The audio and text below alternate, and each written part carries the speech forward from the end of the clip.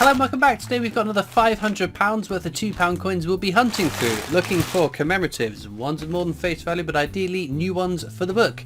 There's a link in the description to the books that I use. It is an affiliate link so I get a bit of commission if you make a purchase, just so you are aware. Any of the 3 missing Commonwealth games would be lovely: Northern Ireland, Wales or England, having just ticked off Scotland. Otherwise, Beijing handover is the last of the 3 Olympics we need. London Underground Roundel still missing, and then Navy Centenary with the flag error. Otherwise, we're complete. So let's get into these bags, see what we find today.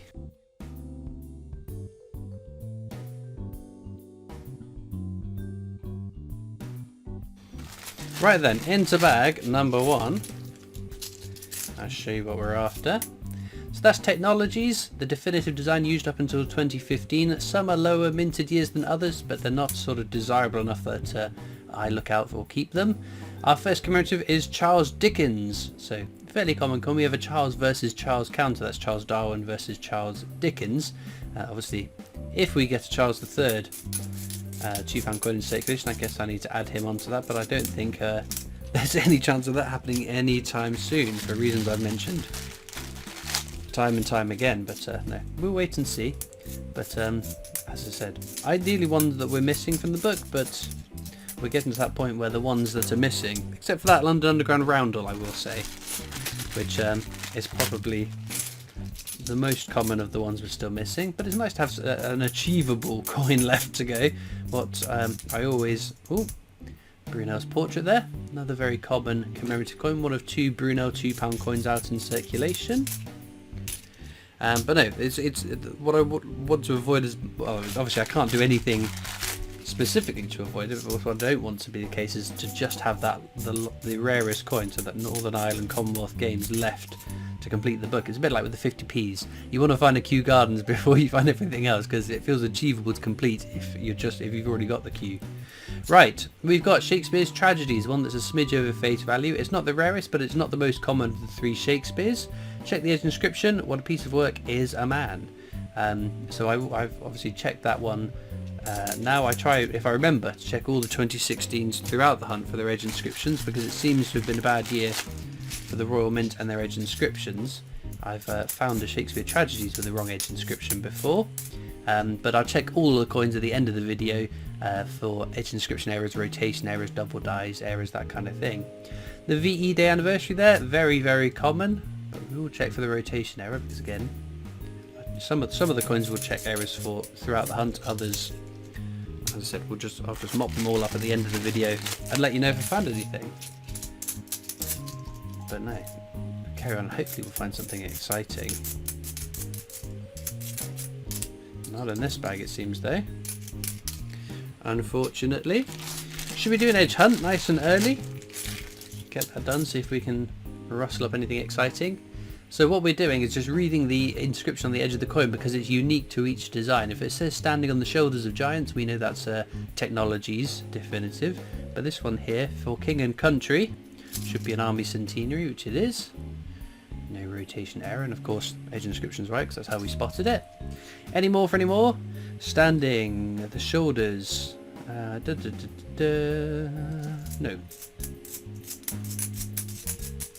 We'll just make sure I haven't... Oh, see, I did miss something there. Olympic Rio handover. That's very nice. That's why we do the double check. I don't know how I missed that. So well done to those of you if you spotted that and I didn't. But no, this is why we do the double check, because every now and again I'm a bozo and I miss something really obvious. But no, that's a real star find. Well, any of the Olympic £2 coins are very, very nice. It's not the Beijing, which is the last one we need for the book. But I certainly will take that. We won't grumble about that at all. But no, so I recently made a video going through all the bits and pieces that I have been purchasing recently. It was quite nice to get my hands on the latest Harry Potter one, because I was not that much of a fan of it when I first saw the design. VE Day anniversary, that's fine. But no, I think it looks better in person than it did in the images. Not that that's saying much, because the images of it, the Harry Potter and the Black Lake 50p, were, I think they looked awful. It's still not my favourite design of this year, but it just, yeah, they've stripped out too much of the detail of it, and it's just, yeah, not the nicest of designs. It's a shame because, as I keep saying, Harry Potter and the Winged Keys was an absolutely stunning design. I really like that coin. Again, not being a Harry Potter fan myself, I did still really like that. I thought it was a nice sort of step up from the designs they've been releasing, where it was just the sort of the characters or the train and the school itself. But will we get more Harry Potter coins next year? Who knows? We've got Brunel's Achievements, the Archers at Paddington Station there, another fairly common coin. And then the wireless transmission, Marconi's wireless transmission. But no, especially given that they're doing a Harry Potter TV show for one of the streaming services, aren't they? Well, they were. I don't know if that's still coming to fruition. It might be. It might draw more attention to the coins, maybe. I don't know. I think Harry Potter's probably big enough that, despite whether there's a new film, a new TV show, whatever, Harry Potter fans are still going to buy stuff.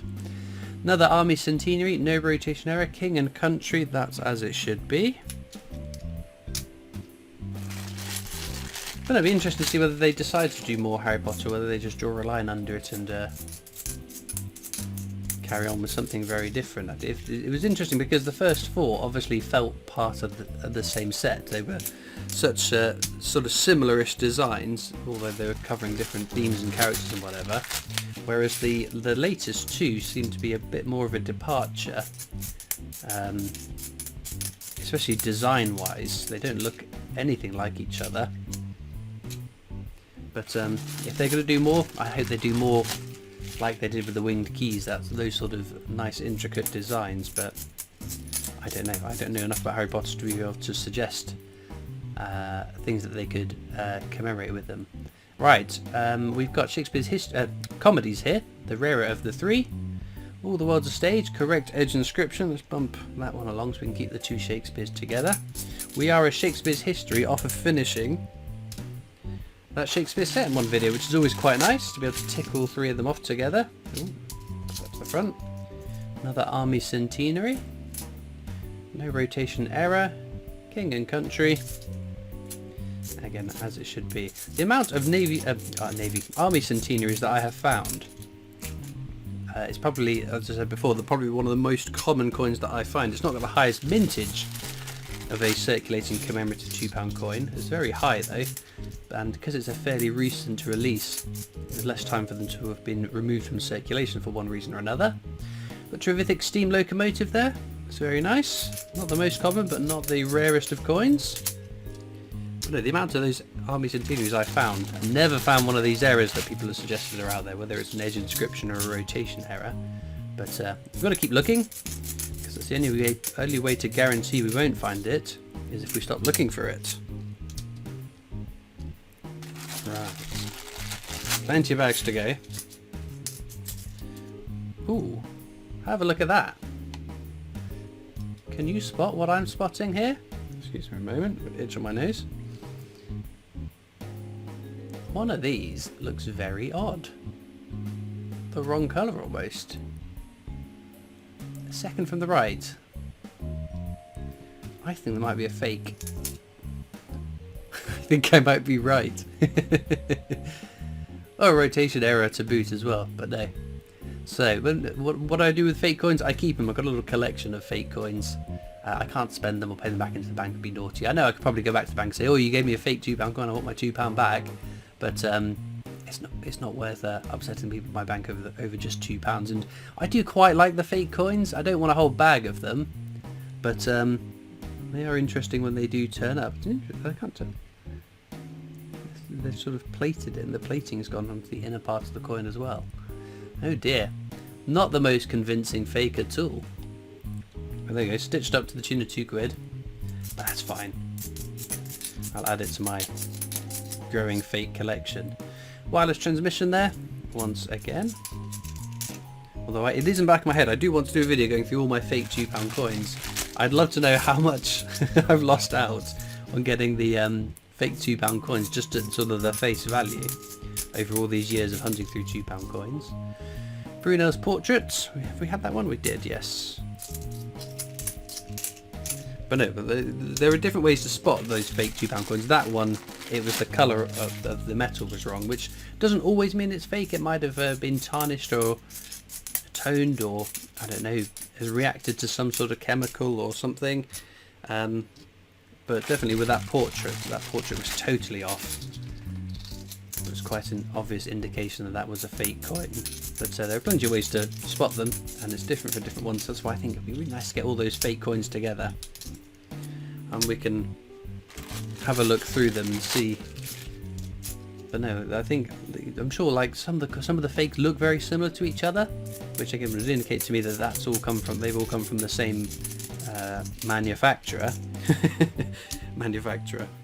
The same counterfeiter, that naughty person or persons. Right, last bag of the hunt. Let's see what we get in this. As usual, you'll find links in the description of this video across to my coin collecting Discord server if you want to come and join me and a bunch of other coin collectors over on that. There's also links to my other social media channels and the PO box address if you'd like to write into me, and a link to the Britannia Coin Company's YouTube channel, a company I work for as my day job. We've got a bit of a dirty Shakespeare tragedies here. What a piece of work is a man, so that's all correct. Doesn't look as dirty on camera. It's hiding some of the filth on this coin, but there we go. Right, I'm just going to whiz through these coins, the ones off to the side of the definitives and the ones here for any errors we might have missed throughout the hunt. Well, unfortunately, no exciting error coins to be had amongst all of those. Our star finds, we'll put the fake as an honorary mention, because thankfully we don't find all that many, so they are kind of interesting when they do crop up. I think it's got to be the Olympic though. That's an absolute stunning find. I'm very chuffed to have found one of those. But let me know in the comments what you'd pick as the star find. Have you found any fake £2 coins recently as well? I found a whole slew of them a few weeks back, but nothing for quite some time, mercifully. But anyway, all it leaves me to do now though is thank you so much for watching. I hope you've enjoyed, and I'll see you next time for more coins. Bye.